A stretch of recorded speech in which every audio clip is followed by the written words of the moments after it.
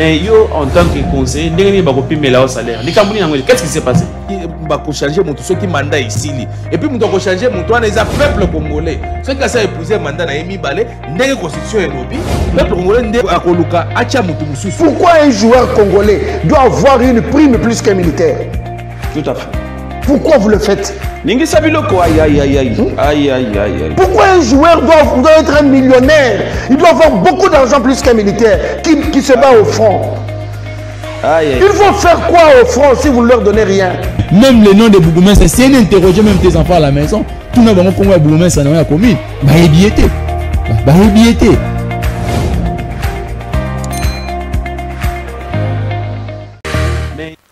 Avec 12 minutes de retard, Tozali Kobandanango et Sakola Nabiso, Mbote Kinshasa, Congo Brazzaville, partout dans le monde, Binoboza Kolanda Biso, merci d'être là. Merci d'être branché pour Nakolanda. Le rendez-vous national, Ndenge na benga kayango, Ndenge na ebisa Rabino. Le rendez-vous national, Oiwapi Landamaka, monde entier aussi, du Soussou, Nanzela. La chaîne YouTube Nabiso, vous continuez à s'abonner massivement na Sakola TV, beaucoup ba émission nyonso oyo bulukaka beaucoup ba émission nyonso oyo bozalaka na besoin na yango. Nous sommes en direct depuis Kinshasa, capitale République démocratique du Congo. Merci beaucoup na réalisation finale ya Abdul Hussein et puis les lots azali accompagné na Plamedi Wizi kuna bazana kati ya kofina ba bouton kitoko poete bokoka na kozobiso na bandaku ndenge elongo bani. Voilà, Esakola Ebandi, rendez-vous national ndenge na ebisa Rabino. Ya mokolo mwalelo na zanga moko tete sur ce plateau, je serai accompagné na mwana mboka Lupsin Mukanza azali cadre peu communicateur na kati ya parti munene na République démocratique du Congo, ezali convention pour la République et la démocratie. C'est RD na Mukuse parti cher ya mwana mboka Christophe Mboso Kodiapwanga pour la énième fois na ba mur na biso plateau et Sakola mwana mboka Lupsin Mbote boye malam. Mbote mwana mboka 650 mbote na balandi nyonso bazwi occasion kolanda biso na mokola lelo na sepeli mingi tokuta nsusu lelo pona ko commenter actualité ya mboka na biso et vraiment esengo mingi ya okabula na yo plateau lelo et puis na ko pesa pe ngai pe bandeko bazoko sala keto komela bato na bandako mbo bazana kati ya régie apesi bango pe mbote. Et naope sapé les sages de la République, mon amboka Christophe Mboso Kodiapwanga, l'homme qui a servi la nation dans la loyauté et la discipline, sa pureté de l'esprit, en oiseau salaye que les lois zala, toujours au service de la nation, même si Batumusu Bazoko comprendre en que c'est quelqu'un qui est pur d'esprit et c'est pourquoi Zara na makasi ya kosali la mboka, donc ça n'a rien à voir na âge kasi na makasi oya zanango na lolenga tambuseli vie politique na ye et il continue à servir la nation et mboka pezara na besoin na ye. Mboka zara besoin justement le koloza ko lobela kambuya Christophe Mboso yebi que passage no ya suka na la plateau et Sakola ça crée des problèmes polémiques na zo ki ba pele belé ba kokoma par-ci par-là. Pour le bas ndenge au pesaki position Christophe Mboso ya kobo ya dialogue pour l'instant et pourtant ils allaient na ba chef ba institution mususu oyo bazana kati ko réclamer dialogue dans la partie est. Comment vous continuez à gérer position en antisiko parenthèse ya mukeka mais ye to pesa to benga sage de la République to pesa to benga pambate ndeko soto itozonga sima mboka oyo on a eu toutes sortes de dialogues. San City, wapi balusaka banini, wapi ba Congolais ba kutanité pour na kosolola. Et chaque fois ba solola pour na kolobaka que nous trouver solution à problème. Mais oh, urgence c'est ali, urgence c'est na tunio. Est-ce qu'on a déjà trouvé des solutions à ces problèmes là? Tant qu'on va salaka San City mboka ezalaka presque ko kabwa la République balbi que non sabato sangana pour que makambo ezonga le sous-souté. Est-ce qu'on a retrouvé la paix? Lelo o mwana mboka Félix Antoine Tshisekedi Tshilombo Aza en plein mandat et que mboka na biso batozali agressé toza na guerre te mais tozali agressé agresseur na biso azali identifié le Rwanda en complicité avec quelques Congolais bien identifiés. Démarche ezali pona mwana mboka Christophe Mboso na biso ezali été co-créer, c'est-à-dire sur son patriotique et sécurité bateau vendre autour d'une table solo parce que là solo les alités tant on mort ils allaient agresser tant on mort ils allaient agresser ils allaient aller sous que l'opposition ou la majorité. Tout le monde, dans le sursaut patriotique, se met autour. Il y a bateau baobunde bao kamamboka pour d'abord bouter l'ennemi hors de nos frontières. Si manango bozongeli mutuna mutazongi na kwena ye. Dialogue ndenge bandeko bao kendene yango, c'est-à-dire ezali lokola neti balingi lisusu bazongi sabiso lisusu sima. Or, démarche entreprise par mon amboka Félix Antoine Tshisekedi décision pour la guerre oyo. C'était justement pour que Bissonnion surtout les Congolais comprendre que guerre ça n'a rien à voir avec les problèmes de légitimité, ça n'a rien à voir avec les problèmes politiques, mais guerre pour na bateau balukaka ba balkaniser mboka na biso, eza pour na bateau balukaka ba zo ba sala même base sur la ressource ya sous-sol na biso. Et ces gens-là sont connus basés à niveau régional en Afrique, basé na kati ya mboka na biso na Congo, ba msusu basé pe na mboka ba paya na ba étrangers soutenus par les multinationales. Mais qu'est-ce qu'il faut faire face à Batouan? Mais nous, le président de la République est allé d'abord dans le cadre de la diplomatie vers ces gens-là pour dire que non, quand même, guerre au besoin qu'on a imposé biso, ressources c'est à biso, richesse c'est à biso, nions c'est à biso. Au lieu de passer par le Rwanda ou bien passer par certains Congolais frustrés pour pouvoir agresser Mboka, venez directement chez nous, Toko Solo là. Toyoka ni partenaire ni toko sala oyo kozala bénéfique pour la population, comme ça population azali avant de kimia a souffrir les sous-soutés si manango tobandi ko sala o babengi développement économique ensemble oyo ko profiter na ba partenaire no dit comme toyebi que dans les états il n'existe pas d'amitié, il n'y a que des intérêts. Très bien. Ba intérêt ba congolais la garantie, ba intérêt pe ya bango pe la garantie. C'est comme ça que approche oyo moi na mboka Félix Tshisekedi ayaki nango. Mais quand c'est pas politicien, les bisous na positionnement, balingi bazo ba poste, non, dialogue mené par la Senko. Mais cahier des charges de dialogue wana ezani. Lelo oyo ndeko na ngana yebisa yo, nazo yebisa yo sikoyo. Na Ituri, on a massacré plus de 400 personnes. Yo yogi batu Senko ou bien monseigneur Fulgence Muteba wana moyebe ou bien abechole basala ki communiquer. Et le côté, lobby awa, Narutuba M23. Hein? Monseigneur Fulgence Muteba, Abbé Chole, lobby, Narutur, ça 540 personnes. Na cardinal Ambongo, Bolobi? Babomi. Les États-Unis, Koutou Bato, Baza Abisote, Basengi, réunion d'urgence parce que Bamonango c'est trop. Mettez la Batouana. Communiquer bageno sala mbango d'abord pour na koloba non les soilifons sont marginalisés à Kinshasa parce qu'ils ont communiqué comment dire batie caché na ba signature à Milai. Mais maintenant quand les Congolais sont tués, ba on va vendre kimia. Ba on lobate. Ah bimisa biloko bimisa. Ba on lobate. Ha siko on na bato bageno ko soutenir logique on a koloba bageno te solution pour na makambo ezaka dialogue eza piloté par les politiciens soutenus. Wana biso na mona mboka Christophe Mboto bageno ce n'est pas opportun. Tokovanda tokosolo na approche biso tozana ngoto si sala bitumba parce que mandat ya président de la République pe eningisa maki makasi tokosolo la na après 2028 tovandi totali bon tolongi bitumba oyo mais sikoyo tokosala ni na interne. Très bien.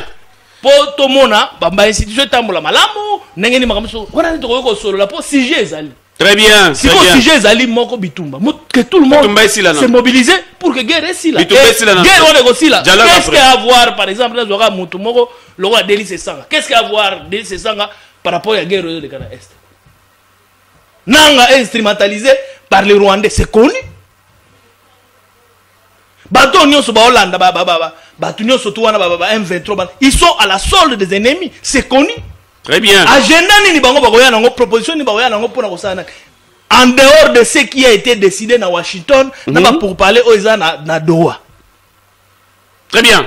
Justement, Zaki parenthèse, merci beaucoup nous manambo Kalipse Mukanza Zaki parenthèse pour donc expliquer batu makambo to lobaki l'autre fois oyo Christophe Mboso boya ki dialogue ou batu musuba ko yemba. Je pense que to ko voko peli kamba ngona na kati ya likambo dialogue oyo batu musuba zana kati ya ko luka ba ko peli sayango ka ya kambango yambango pour quel objectif? Hier na Zaki na plateau à Bolanda kinga hier na sala ki émission j'étais ici seul et si ko wapi na la musa ki ba conscience. Est-ce que vous avez la conscience patriotique ya ba Congomani pour na koyeba ki tozava na mboka moko esengeli to défendre qui non na suka esengeli to défendre mboka na biso qui non na énergie ya suka pour ba boto na biso Congo esengeli ba boma biso ba Congolais nyonso toza na volonté wana na bolingo wana ko défendre nation. Je pense que makambo wana to ça la pe moi rappel na moi voilà na régie mwana mboka Abdul Hussein, je crois, mais tu as ce sujet quoi, Abdul, tu as ce sujet, voilà. Tous on a régi, na régi kuna pour na kota sabino lengekani. Mwana mboka Prince Mukendi Punga, oyo azali président ya Congo Conscience ASBL, azana kati ya komilengela pona okita na Changu précisément na quartier 3 bisika oyo wapi azali ko préparer mobange ya campagne de sensibilisation pe vulgarisation ya accord ya Doha et accord oyo chez RDC bongo na ko signer na mboka ya Rwanda sous l'égide des États-Unis. Si manango tokozonga après élément oyo bongo to okota na muzindo ya émission na biso. Voilà, tous les gars. Combattantes et combattants, il y a UDPS congolais nyonso ozali conscient que c'est le moment il y a comparer la route contre monguna nyonso ya mboka ozali kobundisa corps oyo Fachi Béton a signé.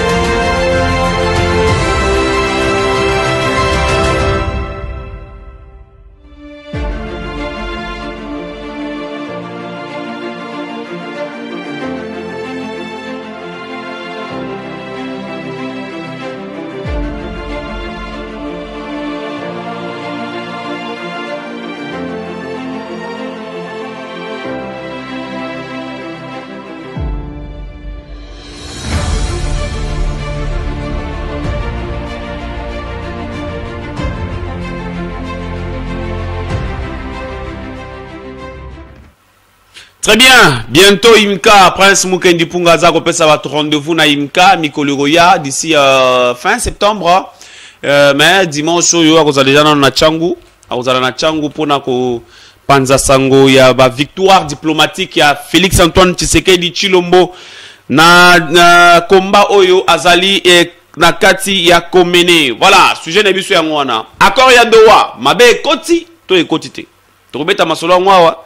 Président Kati ya kolobama déjà par-ci par-là, makambo accord à Doha oyo ba revendication ya AFC M23 eza susu ko sepelisa ba Congolais belete mais eza na makambo susu na kati wana oyo même bakamya mboka na biso ba ko sepela na ngote donc singeli to beta masolo ngwawa avec Lupsin Mukanza. Mais en attendant de l'autre côté Vital Kamerhe eza na kati ya ko insister sur le dialogue.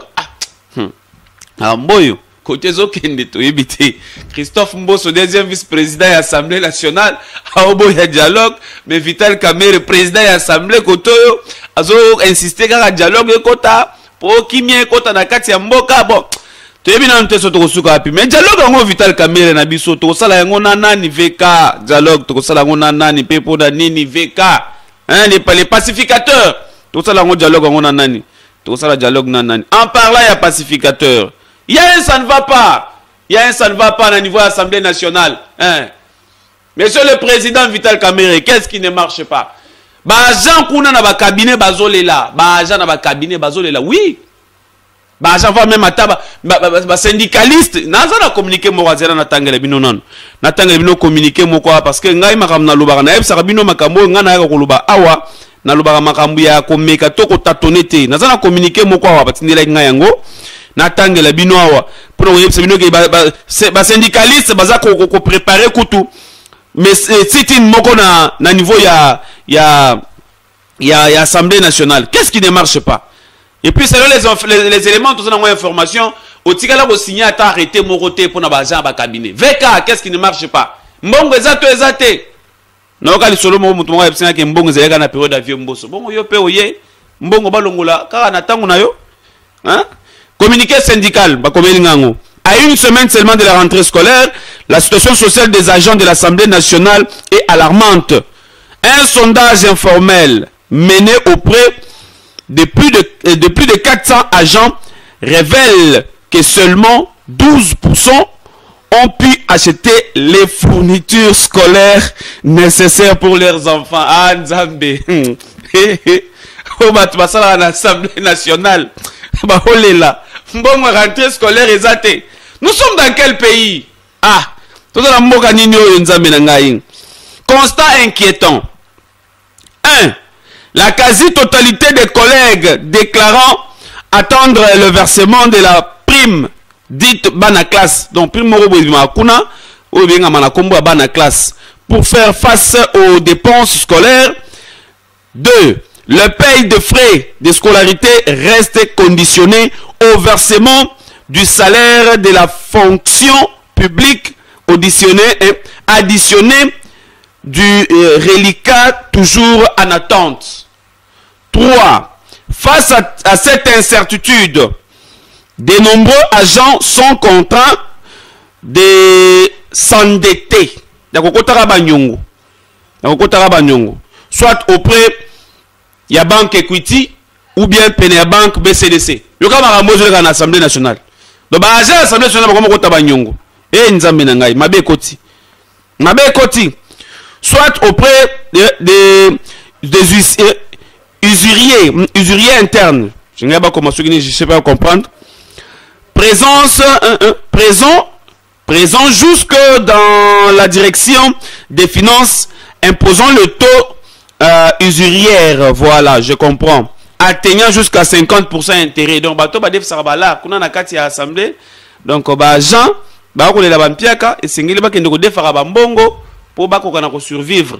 Boko na ko zongi sabana ba na classe. Et pourtant basala musala ya l'état. Exigence immédiate ko ba mandiko na ba koloba. Nous exigeons sans aucune condition le paiement effectif de la prime Banaclasse. Au plus tard, le vendredi 22 août 2025 à 11h. Le jeudi. Donc, le vendredi. So, au fouti bangote. Avertissement clair. Si, d'ici la clôture du bureau, la clôture des bureaux, le jeudi 21 août 2025, donc les loboyi, aucune mesure concrète n'est prise ou qu'aucune perspective sérieuse ne se dessine. Nous alertons les médias dès ce soir et nous organiserons le vendredi 22 août à 12h précise un sit-in mémorable devant le bureau de Madame la questeur Poli dont la responsabilité directe est dans la responsabilité directe dans ces blocages est manifeste. Donc Madame questeur ndé mutaza bloquer maramboy. Natanga nantisuka. Appel à la haute autorité. Nous en appelons à la bienveillance de l'autorité morale, l'honorable président de l'Assemblée nationale, Vital Kamerhe, afin qu'il intervienne pour débloquer cette situation indigne qui ternit l'image de l'institution. Consigne aux agents. Nous appelons tous les agents de l'Assemblée nationale à partager massivement le présent communiqué. Restez vigilants et mobilisés en attendant notre prochain communiqué qui sera publié ce soir à 18h. Je vous rappelle que nous sommes en direct. Avant de plateau. Mais curieusement,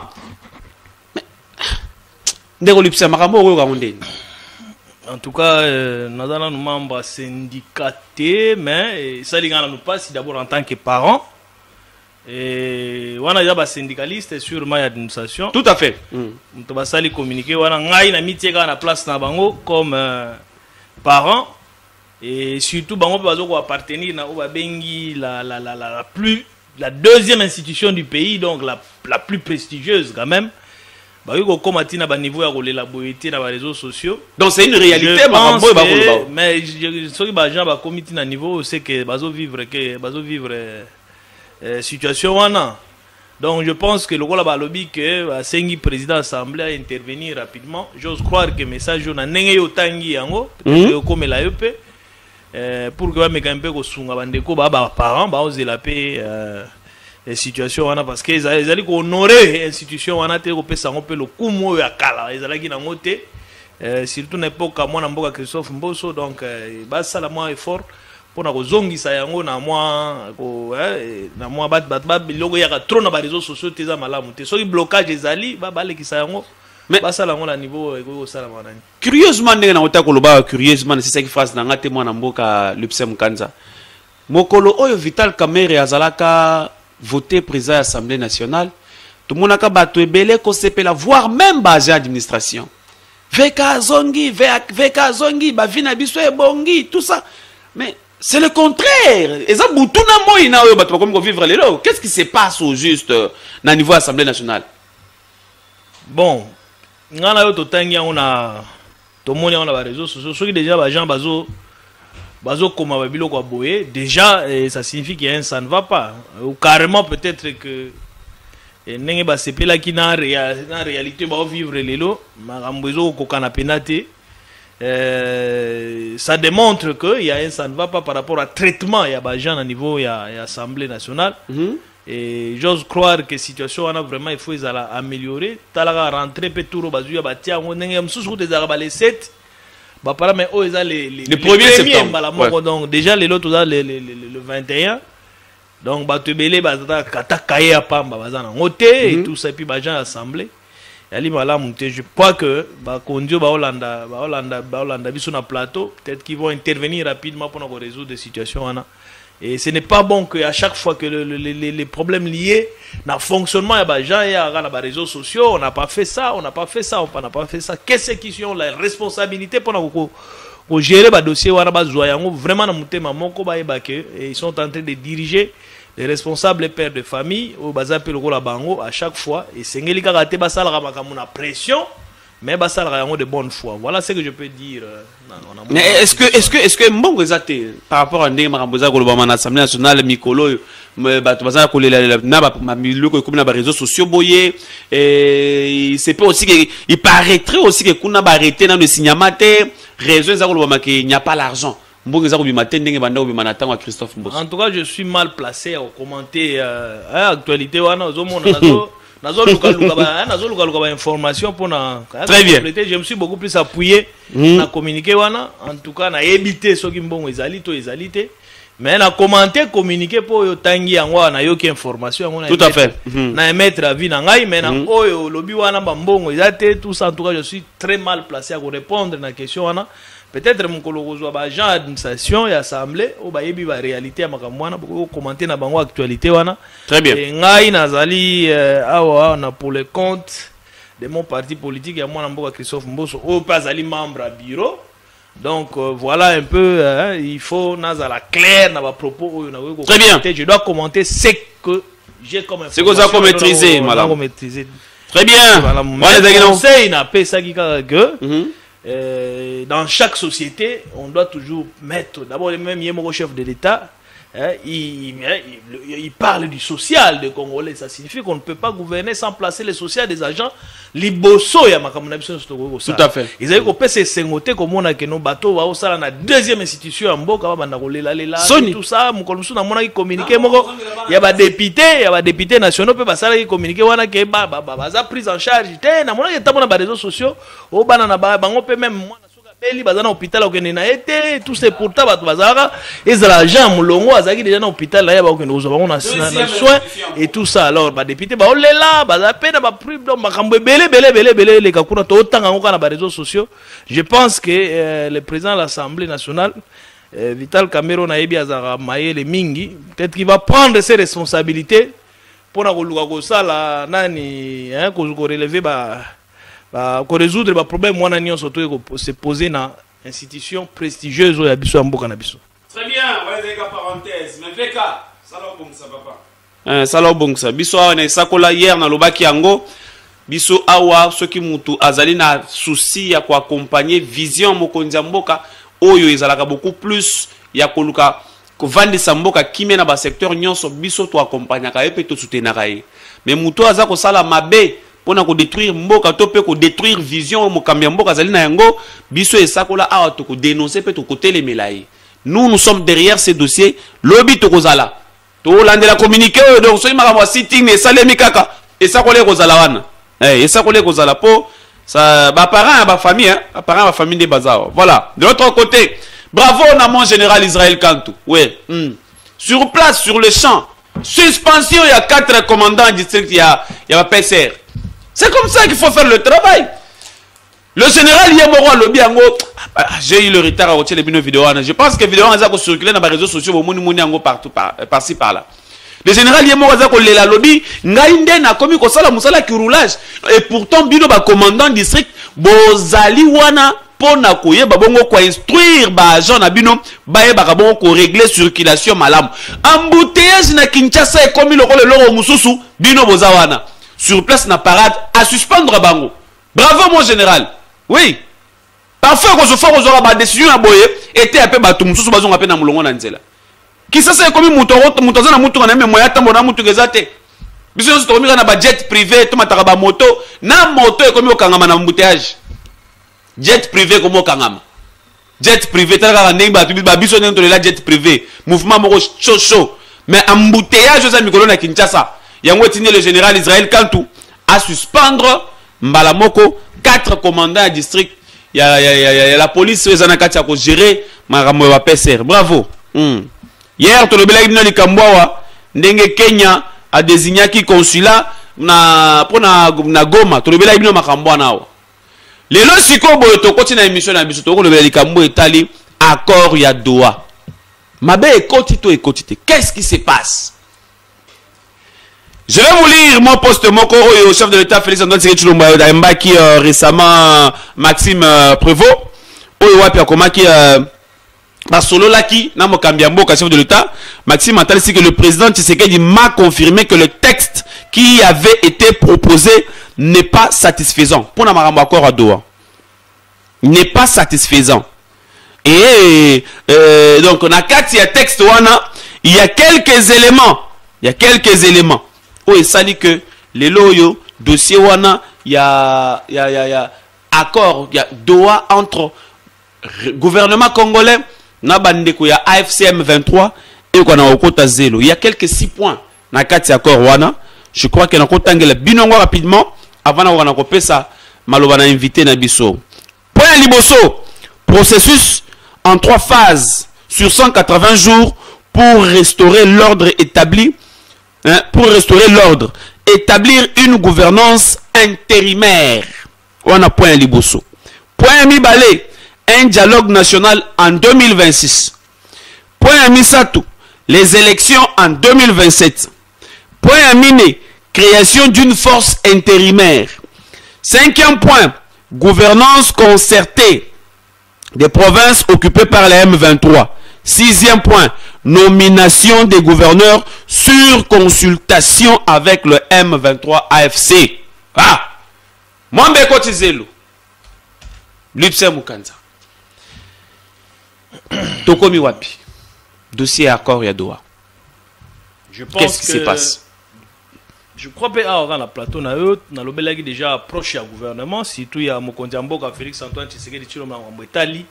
Ba dialogue autour ça là na bandeko ba simbaki manduki pona koboma population congolaise, bandeko na bango instrumentalisé par le Rwanda et ses supplétifs.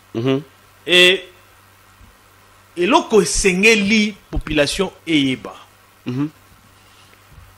La souveraineté de la République démocratique du Congo est non négociable. Très bien. Elingi kolobani ninde. Lelo oyo na ba discussion nyonso tozo kende ko sala kuna. Il n'y aura pas un point oyo chef de l'État, un point sur le bradage de la souveraineté mboka na biso gouvernement de la République, notamment le président de la République, à Kondima. Très bien. Tout doit se faire dans le respect de la souveraineté de la République démocratique du Congo, na intégrité territoriale na ye, et bien entendu, na reconnaissance, na pouvoir légitime, y a kondina biso, et pas la population à travers les élections libres, démocratiques et transparentes il y a décembre 2023. Nyonso que nous salima que pour légitimer une agression, parce que tout dans la guerre était une agression, gouvernement a koboya yango. Très bien. Et tant que les gens doivent savoir que le gouvernement de la République a une position de faiblesse, parce que les dialogues, le gouvernement n'a pas fermé des portes. Na batu pona ko solo la. Yango moningai même biso na CRD ya mwana mboka Christophe Mboso tozo ko boya bato ba oyana makelele ya ba dialogue tango bato ozolo ngaba résoudre question o ezali cruciale. Les stratégies qui se cachent derrière bato ba sengaka ba dialogue ezalaka beaucoup plus pour protéger l'intérêt na bango et puis surtout comme il tient la bagarre des fous par rapport à poste occupé par rapport à la perspective à venir en termes d'élection. Le sujet est agressé par le Rwanda. Mais comment nous devons nous y prendre? C'est ce que nous sommes en train de négocier là-bas. Par rapport aux Nations Unies établissant noir sur blanc que le M23 n'existe pas, il n'y a que les forces rwandaises. On va combattre aux côtés de M23. Et il n'y a même pas quelques mois de juin, il y avait un rapport qu'on a eu encore plus de 4000 unités. Il y a pour sécuriser, pour continuer à sécuriser les M23 occupés. Mais maintenant, quand on parle de, par exemple, d'intégration et de la gouvernance collégiale dans la province entre les M23, militaires ils ont quelle nationalité? Et là, pendant plus de 18 ans, on a souffert de ça. Justement, justement, c'est pourquoi les Congolais Christophe Mboso avait sauvé ce pays. C'est lui qui a pris la résolution et a interdit officiellement le brassage et le mixage au sein de notre armée.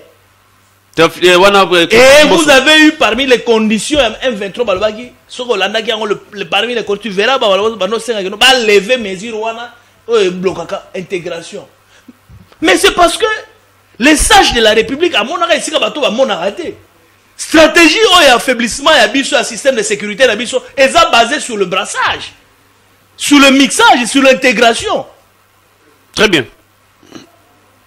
Quand moi, Christophe Mboso verrouiller cet article là, il est mal à l'aise. Il est devenu l'homme à abattre. Mais le cahier de charge d'une M23, ceux qui sont les mouvements congolais. Christophe Mboso est président de l'Assemblée nationale. Ok. Mais la négociation, le cahier de charge d'une M23, mais c'est pratiquement le projet au Rwanda Zalaganango. Nous avons soumettre pour que le gouvernement endosse la case de départ. L'annexion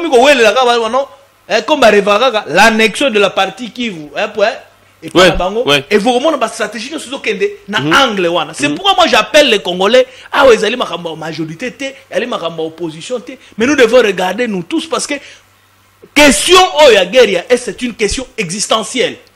Guerre ça 30 ans et bandit en Afrique c'est sécurité. Tout ce qu'on nous a fait croire, non, comment on appelle ça? Kinganda Salarapé, Kabila Salarapé, et tout ça. C'était des mascarades. Tout le monde est vérité là. Vous pensez que M23 à l'époque. Mais justement, Yoko, on a rebelle, Babundi, Babotoligo, Malelo. Le on attend Babimbake. Quelles sont les garanties que non? Ce n'est pas la diplomatie, mon frère. On a été dupé, roulé dans la farine, mais on comprend. Résultat, vous voyez les officiers partout, à tous les niveaux. On retrouve des étrangers qui nous fragilisent. Mais c'est par rapport à la prise de conscience collective. Félix, Même Félix Azate, les Rwandais, bakotika petit na bango, y'a okota na mabele na biso, bakotika ngo jamais, quel que soit okota. Très bien. Mais maintenant nous devons tout faire. C'est pourquoi il y a des solutions durables. Nous devons être fermes. Très bien. Guerre ici là. Et d'abord, nous devons comprendre que sur le plan économique, va retomber dans le quand le président a dit, mais les multinationales vont financer les rebelles, vont exploiter les minéraux. Mais ils sont les Américains, ils sont les Français, il y a les Britanniques. Ils ont même les Arabes. Mais maintenant, si ces gens-là viennent formellement et pas à Bissau, va signer dans le gouvernement, va installer Bango, na Barubaya, côté Bango, on fait maintenant une exploitation commune avec la République démocratique du Congo. Sur le plan stratégique, bon, on dit que déjà on bloque les incursions répétées à l'armée rwandaise au Congo. Parce que là, il y a des entreprises et des intérêts américains, et britanniques et la communauté internationale au Bakoti officiellement. Quand vous attaquez là-bas, c'est comme si vous avez attaqué tout le monde. Tout à fait. Tout à fait. Du coup, qu'est-ce que nous allons gagner en retour? Tu gagnes Kimia. La population va se faire parce que la société s'installer pour le président de la République a mon Moussika pour nous amener ça. Bateau oh non, la seule solution, c'est le dialogue entre nous. Nous même chef de l'institution, nous soutenir le dialogue pendant que. Le roi Vital Caméra autour le banc hier. Mais mon bisou, tu as l'approche, nous devons le dire. Nous devons le dire, mon frère. Président de la République. Mais ça serait quoi la solution? Mon frère, le président de la République n'a fermé la porte à aucun opposant. Moïse Katumbi avait eu plus de 7 ministres dans le gouvernement. Je vous dis, Moïse Katumbi a eu plus de 7 ministres dans le gouvernement. N'a président Félix Tshisekedi. Quelle a été la raison où il y a 5 ministres dans le apparemment aussi Delis c'est sans un ministre. La maman a défense. Tout le monde, le Franck Diongo a fait, le président Félix l'a trouvé dans la prison. Il s'est condamné. Babimisi. Barmi Batoliboso a grâce présidentielle. Franck Diongo Babimi. Frustré parce qu'il va nommer. Non, yo Bimi a participé à l'élection. Il faut comme ministre, ceux qui a justice ou bien transport. Donc, tant que nommé au commis opposant. Et tu vas rejoindre le M23.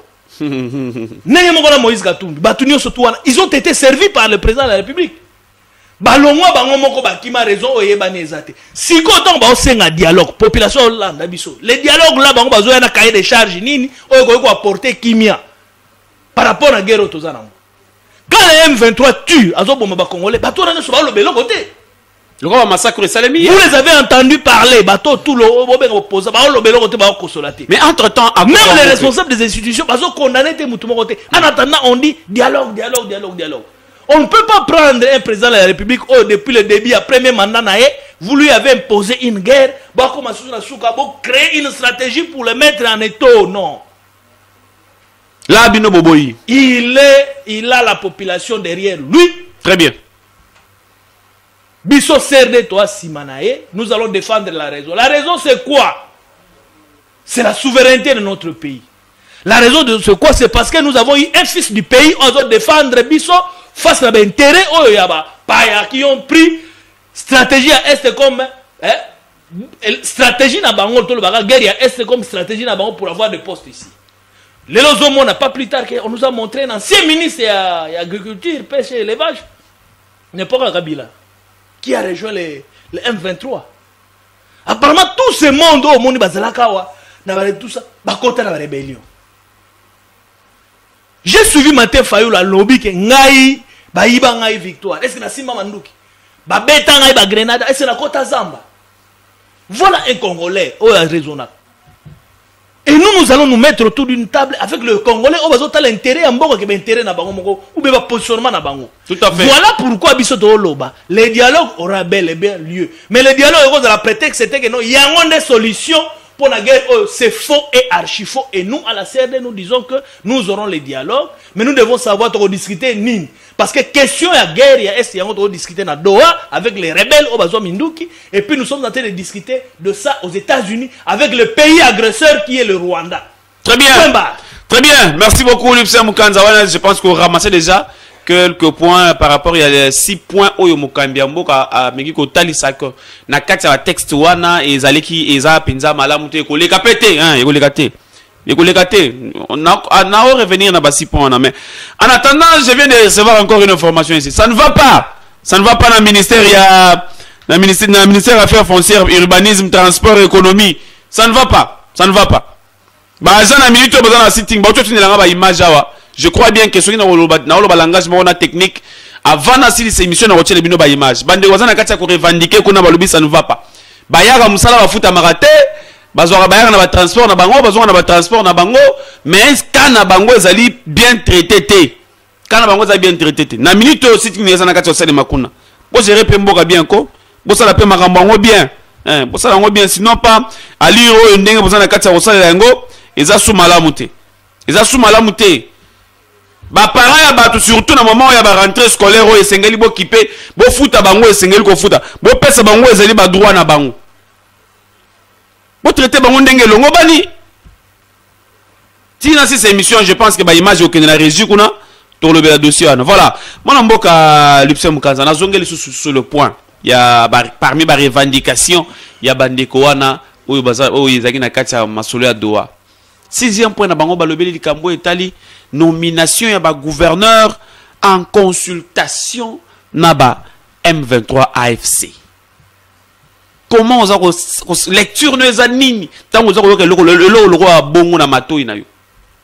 Mais moi je trouve ça c'est ça le roi neti vandi boye baeba na lupango na yo moko bae muto ngo dicter yo loi. Ou bien comme bois que l'eau soine longi. Je peux dire ça comme ça. Ça c'est une insulte. Namboka Rabiso, mon frère. Vous venez bokoti namboka bobomi batu et vous continuez à tuer et vous dites que bamboko biso tozui eza ya biso to longwate il faut biso neto diriger yango et ceux qui boko nommer ba gouvernement et puis bango batindela bango ba kombo kotoyo le président nommer les bango batu en quelque sorte le terme qu'il faut est d'aller légitimer maintenant une agression, une occupation et sous forme de balkanisation. Ça signifie que Botindi Koto, le chef de l'État Ndimi, bon, ça va nommer les tous les Rwandais là, les Bagotinda Bakombo, à nommer les Bango, ça quelque sorte que le président a cautionné officiellement la balkanisation. Ça va, bon, balkaniser, bon, la province soit dans la Tikeli Bino. Ça ne peut pas se faire, mon frère. Tout à fait. Donc le chef de l'État, Félix, a tout à fait raison. Ça ne peut pas se faire, ça ne peut pas se faire. Discussion, il faut ezala. Binobo Kotaki, vous devez d'abord libérer. Bazone occupé pour ezala binoté. Très bien. Il y a une autorité sur place.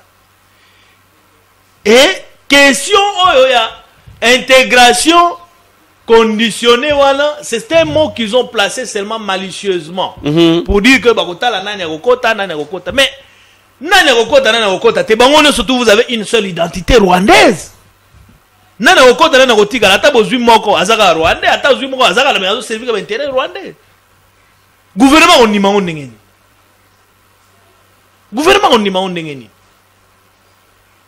Tozali lisusu bato bazalaki kalate ba ndako zwa ba préparer loko na bango ba ebondimi yango bo gobe yango ndenge ba ndo sala kala bo gobe yango bo pesi bango appareil sécuritaire nyonso tuna ANR na FARDC na la police. On a vu des généraux être nommés ici ba uta la ba M23.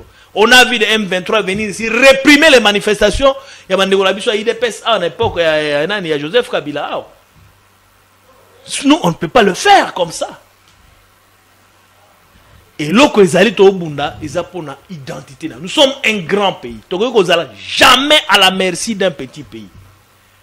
Les systèmes ont fragilisé, ils ont mis en marche depuis bien longtemps. Ils ont été distraits.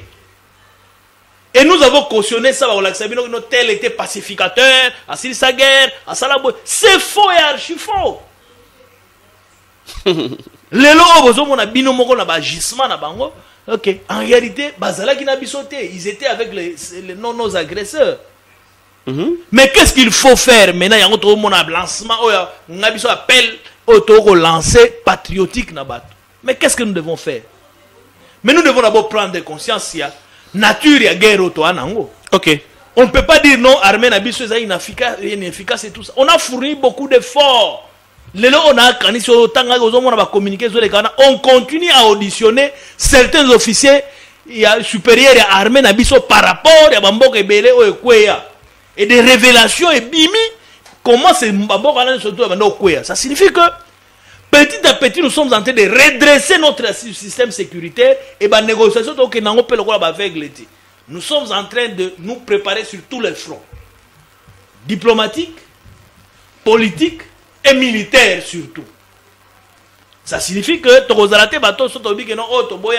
vous prenez les armes, vous avancez. Nous nous préparons à tout. Et ils ne seront jamais sincères dans engagement. C'est pourquoi nous devons être prudents, nous devons nous préparer. Voilà pourquoi Bisso Toyoko exhorter tous les Congolais épris de paix. La solution à la guerre, Kolanda ba revendication, ba point on surtout, ba médiateur à Sali, en réalité c'était en faveur, il y a M23. Ils allaient marcher sur la souveraineté en Bokanabiso. Ce que nous devons faire, il faut tellement biso nyonso. Très bien. Nous sommes en train d'aller vers une solution définitive. La guerre Oyo est sali plus de 30 ans. Pour résoudre aux attaques à poto se pédi sabat tout le monde qui a signé d'accord pe moko boya semblant et salami bon monde qui doit ba comme de Goma ba de Bukavu ba Ozonga et tout ça après une année 2 ans bon monde sous les mêmes personnes on va sous Mindu qui va se rebeller sous contre gouvernement ba botoli sous même mboka non. Très bien. Ce qui doit trouver solution c'est pour que la guerre ne se reproduise plus jamais. Très bien. Puis récompense il y a un monument en bas qui sont mboso a verrouillaka ba biloko na ba brassage mixage na armée était on ne peut pas récompenser batu o ba ozo manduki quelle que soit la raison pour que bomba congolais après bokamata bo pesa ba poste pour que des responsabilités ba go gouverner ça signifie en quelque sorte bozo ko légitimer agression rébellion na mboka na biso et vous encouragez les gens à faire la rébellion dans ce sens que soko zui mindu ne ozu poste. Ce que Congolais, n'est l'État conditionne à armée comme général et tout ça. Nous allons négocier avec les rebelles, mais il faut pas reconnaître que les rebelles vont agresser. Très bien. Merci. Ils n'ont pas un agenda à nous proposer. Nous allons conclure les accords avec les Américains pour l'intérêt de la population. Les ressources naturelles, la richesse, la colta, or, il faut bénéficier de la population. Congolais. Très bien. Je vous lis moi un message rapidement, mais malgré de quoi comme message, il faut signer un message, signer comme bon je sais que ça serait un peu fort moi Namboka Lupse Mukanza, message de quoi commis. Bon, Aza libre au Komaza Kongomani, je vais un peu lire comme ça Oyo Kana nous ceux qui sont Congolais, nous va continuer à réfléchir boy. Conseil Totolini Yoko Pesa Bango. Bonjour Esakola. Fatinde Aza porte malheur ya RDC. Ba accord na ye ya Kingakati pe ya Kenya na Vital Kamerhe ndezo bomisa population. Pourquoi répondre ndeko vraiment ceux qui a sur le penazali Congomani? Bon, ils allaient point de vue à Pessi Mekasi. Nga na lingi soki ndeko ozo tala ngai na ina yebisa oboye. Tango lo baba accord ya Kingakati. Vous faites allusion à quoi?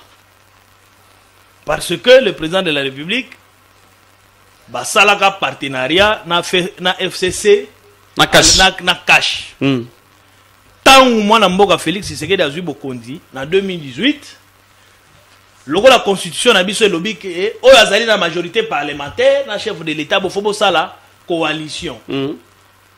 Soki boyo kana neni bo kamba mboka parce que bango bazana ba député belé ba mususu bazana ngote. Tout à fait. Bo ifsengeli na bino boyo kana po boyeba nengeni bo kamba mboka. C'est comme ça au babenga accord au bango basala entre FCC na cash. Voilà.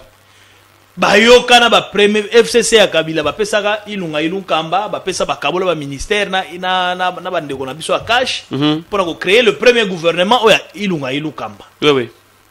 Tant ba bandi ko gouverner. To mona qui était bandeko na biso ya FCC bazala ki na ba agenda caché.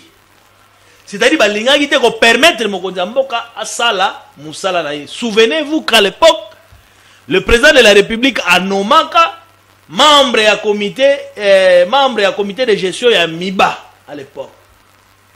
Ministre à portefeuille à FCC avait refusé de notifier. A bloqué le dossier. de notifier ordonnance à président de la République. Boye biango.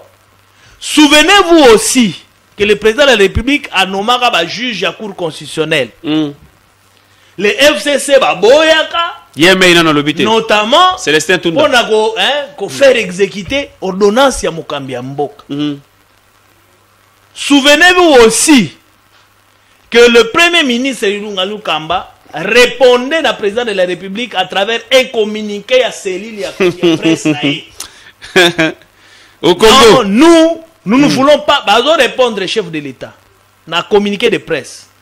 Ndeko Alanda na chité de pesaye que les autres zaï toko le belasus makambo bakorte. Pourquoi? Parce que même à cette époque-là, tant que juge balinga le président avait fait la cérémonie d'installation ba juge, la présidente de l'Assemblée nationale à l'époque Janine Mabunda a commis la rapé azoka biki na pas commis le chef de l'État. Chef de l'État biso toza na impossibilité ya koyamba yo na parler du peuple to zalate. Quand on a résumé à Félix Tshisekedi kaka. On a vécu ça dans Mboka na biso to mona yango est-ce que batu bozo bosala biloko wana. C'est comme ça président lobaki que non. O ezali susu coalition te ko favoriser kimia il faut to sala to kabwana. Ndeba kabwana ka. C'est pourquoi on a créé la nouvelle majorité parlementaire, composée, il y a bateau qui union sacrée de la nation, tant qu'on a vu tout sangala pour Namboka. Et bah député, on va montrer que non, non, il faut que ça ma beauté, bah il va former. Et on a commencé avec le premier gouvernement, il y a Sama Lukonde. Lelo wana nyo surtout la premier mandat aussi ici to koti banda wana le président de la République. Même les cash existent à l'issue bazala sous un lien na FCC cash T. Tant que tu na élection en 2023 oyo le tokei na compte il y a union sacrée de la nation. Le président de la République qui est élu massivement avec 71%. Très bien. Ça signifie que il n'y avait pas d'accord aux zolo belawana na makambo to vivre siko. Problème tozalango nangina ibsandeko yo akomeli rapidement potokomo ke nasuka. Problème tozalango ce n'est pas le problème ya mwana mboka Félix Tshisekedi. Eza problème ya mboka na biso Congo. Très bien. Mboka na biso Congo, nous avons de nos propres ezaba politiciens, ezaba sali nzambe, ezaba bato la société civile, ezaba pe biso population, ezali na catégorie ba congolais ba travailler pour na benemi ya mboka na biso. Souvent basala ga yango pona ba intérêt na bango, c'est-à-dire ngai ba nomenga ministre té, ngai pona za la boye, il faut na ke no sakana na munguna na boma batu pona za poste. Mais tant que web sabino vérité, Félix ndem tazana ni Félix. Le problème de Félix, il est venu verrouiller seulement comme wana ya kosala ba guerre ba nini tout ça pour za poste et si là et mboka na biso ezwa kimia. Nde omoni guerre oyo ebimeli biso oyo baye nango siko tango baye bakanisa ke to saka makamune to sala ke no bosimi manduki babengi bino dialogue monde ba no senga ngo bandakala boye bo kaboli ça va pesa biso armée pesa biso renseignement pesa biso ministère intérieur pesa biso la décentralisation bango ba wela la décentralisation pour ba créer ba territoire kota est kuna basa banani. Très bien. Bazwa cette fois-ci Fatia le bignet. Fatia boya ki biyo ko wala surtout. Yango bomoni guerre oyo et persister comme ici na niveau il fallait comme à niveau oyo pour que biso nyonso na banda ko comprendre à quoi nous avons affaire. C'est une question existentielle ya ngai na yo. Félix akoki ko kende. Soki bo pesi ba Rwandais eloko ba osenga te ba ko bundisa pe même muto azo ya simana. Très bien. Yango esali pe ni faut ko telema ko s'organiser to empêcher tous à la force sur le plan intérieur interne voilà et surtout avec une conscience patriotique parce que Rwanda en réalité en makasité il utilise l'argent mbongo ba pesa Rwanda ba pesi ko général tel 1 million libérer place boy à libérer yo pe boy tout ça to tamboka liboso na biso ndet boko mona que bah petit pays le patriotisme voilà donc c'est ça la logique approche biso na CRD la partie politique ya mwana mboka Christophe Mboso Kodapwanga otobenga le sage de la République a pesa makambo liboso bato ba comprendre ngona sima. Très bien parce que c'est quelqu'un dont la sagesse est bénéfique à la nation congolaise. Merci beaucoup. Merci Ndeko Pati. Ndeko Pati za kolanda biso depuis Paris. Merci Mbote bisko za kolanda biso Ndeko Pati. A komeli biso message a komi il faut te frapper Rwanda. Solution de Yangwana. lecture les amis par rapport à proposition de Kopati. Mais il a totalement raison. Rwanda a ébi que tu frapper à tout moment. Mais c'est parce que Azana va complice à l'interne. Ok. C'est pourquoi Moussala to sala siko démanteler Batouana et puis biso pe to sala Moussala ko sensibiliser Congolais que nous ne pouvons pas, quelle que soit souffrance, quelle que soit nzala, to ko servir l'intérêt ya bapayati. Merci beaucoup. On a beau comprendre que l'Ipsen Mukanza s'est déchaîné. Abimisi wa makambo ebele awa wa pesengeli biso na biso ba Kongomani tous on a une volonté ya kozala kotiana no mboka na biso liboso. Merci na bande nyonso bokola na biso libanda ya mboka. Merci na ba nyonso bakola na biso na Kinshasa na otanga message moko rapidement. Mukanza oyebi ngai bien le politologue Guilin, ton frère de Feshi Tika Lokuta, accord, il y a Boyibi, il y a légitimité, il y a peuple. Je te salue, mon ancien appariteur de l'UNK. Donc, comme le message dans la Rolanda, comme il y a lobby, accord, il y a Boyibi, il y a légitimité, il y a peuple. Vous allez répondre rapidement. Et puis, Malobasou qui est pas naïo parce que tu comment clôturer qu'on a tout ce qui c'est mission. Après si ndeko Guila et si que vous avez apprécié si Mbote Mingi, je pense que tous allez car à Mboka Moko Congo et très bien. Tout ça car Mboka na mutema et tout ça la nion se pour l'intérêt à Congo na biso mo na keno nion se otambola malamu. Très bien. Biso mo ndé batu tolo barakeno ko Rwanda moyibi a ko Rwanda ya boye neto ko pesa possibilité na monguna pour ya ko fragiliser biso. Voilà. Je crois que naza na détail mingi ya ko pesa te par rapport à perception à question na ye nenga bazo ko zwila nani wana mais na ebisi ka bongo to la ta patriotisme pour na to lukana no défendre l'école. Très bien. Les restes de problèmes autoza ngo ya ba détournement ya binini tout ça. To régler à l'interne entre biso moko ba congolais pour le moment to résoudre nani wana. Ce qui c'est mission. Merci beaucoup mon mboka 650 pour na opportunité au pesa biso to kabola makanisi na ba congolais. Et nazali ko remercier vraiment équipe technique qui a accompagné biso pour l'émission alelo na ko pesa mwana mboka Christophe Mboso ko point les sages de la République bambote mingi sika za ola nanga na Maison Blanche nazali ko pesa pe webi ke ministère des droits humains ouais ba pesi yango mutu moko makasi ya bwani ya mayele Samuel Mbemba est-ce que ça la bien azali ba réforme kili na pesi est-ce que ça la bien oyebi que mon frère ngana lobaka yango le patriarche Christophe Mboso il y a formé des patriotes. En dehors de former des patriotes, il ne forme que des compétents. Donc, moi, Mboka Samuel Mbemba, ministre des droits humains, Ali Tobenga, il y a bulldozer politique, il y a animal politique. Très bien. Et prix de paix, il y a Mboka, Koleka, même je peux exagérer dans ces termes-là. La PCP Mbote Sika Azali, et tu as souhaité un mandat, un fructueux mandat, ça la moussala malamu pour assez périssa Mokonzi Mboka, on peut confiance. Merci beaucoup, émission Nabiso Esili, Ndeko Pati na France, azo continue koma, bakisi alobi Félix, azo sekisa trop à Mbongo, baza ba traître, donc ba Mbongo nyonso Ndeko Pati alobi, baza ba traître alobi, et puis gouverneur à Kinshasa, azo sale logote, Kinshasa sale salité. Ah, tout le bel makambo na émission Nabiso alobi, tous en direct Nangonga 12h, merci Nabino Soubozo qui t'en Rolanda Biso, merci na équipe technique, Abdul Hussein, Elongona, Plamedi, Wizi. Plamedi Wizi Bango Bazaye Kuna, Mr. Drone Héritier, merci na directeur technique José Baoto, merci na DG Pegin Tsassa, merci na le patron, le boss Junior Malaïsa pour ce beau cadre. Ngai na bino to kutana na émission na biso mokolo mo lobi na ngonga ya 12h. Ciao. Mais yo en tant que conseiller, ndenge ba kopimela au salaire. Likambuni ngwe, qu'est-ce qui s'est passé?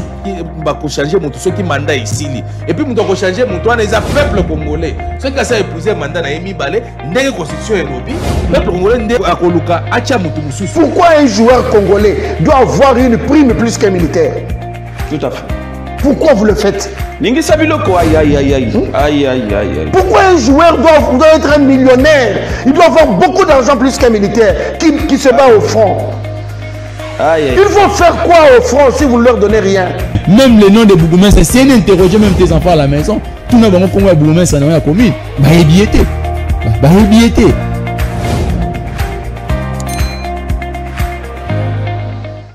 Mais yo en tant que conseiller, ndenge ba kopimela au salaire. Likambuni ngwe, qu'est-ce qui s'est passé?